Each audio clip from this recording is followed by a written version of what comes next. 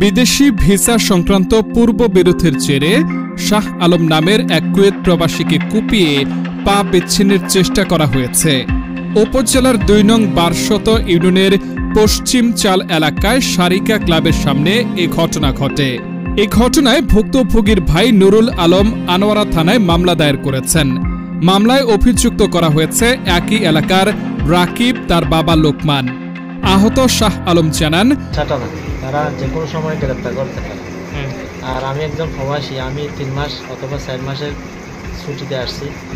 আমার যে এত বড় লোকসান হয়ে গেছে, আমি কিভাবে বিদেশ যাব, আমার বিবি বাচ্চা, আমরা ভাই এই 4 সন্তান নিয়ে ছেলে মেয়ে কীভাবে আমি সংসার করব, এটা সব। ওরা 2 জন, লোকমান এবং রকিব, ওরা 2 জনে মিলে আমাকে হামলা করছে। আমার মোবাইল ছিনিয়ে নিয়েছে, তারপর পা কেটছে। পা কাটার পর ওরা এক পর্যায়ে আমাকে জব করার জন্য প্রস্তুতি নিতেছে। ওই সময়ে একজন প্রতিবেশী আমাকে এসে তাদেরকে দাওয়া করে। মামলার বাদী নুরুল আলম অভিযোগ করে বলেন, আসামিরা আমার ভাইকে হত্যার জন্য পরিকল্পিতভাবে এ হামলা চালিয়েছে।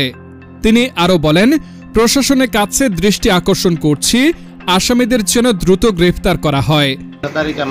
আমি একটা মামলা করলাম আমার ভাইয়ের জন্য, ওই মামলা গ্রেফতার হয়নি। প্রশাসন আছে দ্রুত আসামিকে গ্রেফতার করার জন্য। আনোয়ারা থানার officer in charge OC Mohammad Monir Hossain বলেন, এ বিষয় নিয়ে থানায় একটি মামলা হয়েছে। আসামিদের গ্রেপ্তার করার জন্য আমরা কাজ করে যাচ্ছি।